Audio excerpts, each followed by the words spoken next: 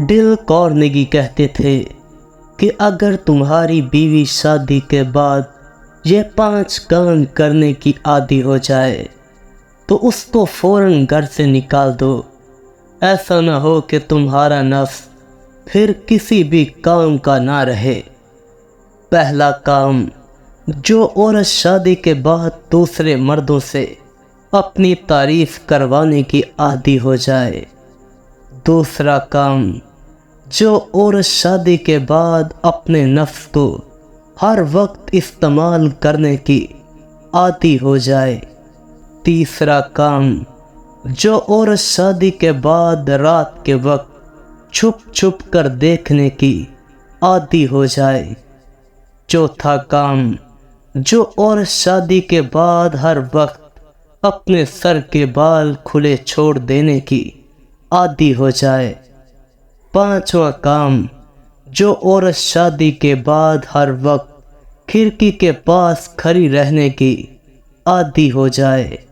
یاد رکھنا، جب تمہاری بیوی ان 5 کاموں کی عادی ہو جائے تو فوراً اس عورت کو خود سے علیحدہ کر دو۔ ڈیل کارنیگی کہتے تھے کہ طلاق کے بعد جو عورتیں یہ 3 کام کرنے لگے تو سمجھ جاؤ وہ اپنے سابقہ شوہر کی یاد میں تڑپ رہی ہیں، اور ان کا نفس اتنی تیز رفتار میں حرکت کر رہا ہوتا ہے جتنا کہ ایک گھوڑے کا۔ پہلا کام، جو عورت طلاق کے بعد رات کو بے چین ہو رہی ہو۔ دوسرا کام، جو عورت طلاق کے بعد خاموش رہنے لگے۔ تیسرا کام، جو عورت طلاق کے بعد غسل کرنا اور نئے کپڑے پہننا چھوڑ دے تو سمجھ جاؤ وہ عورت سابقہ شوہر کی یاد میں تڑپ رہی ہے۔ ڈیل کارنیگی کہتے تھے کہ جس عورت کی آنکھ کے اندر سیاہ نشان ہو وہ عورت روحانی طاقت کی حامل ہوتی ہے۔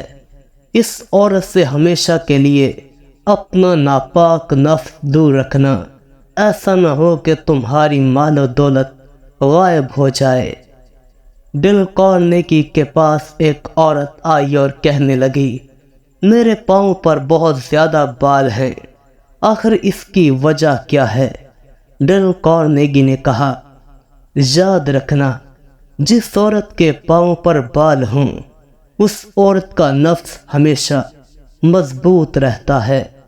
کبھی بھی اپنے پاؤں کے بالوں کی وجہ سے مایوس مت ہونا، یہ تمہاری مضبوطی کی علامت ہے۔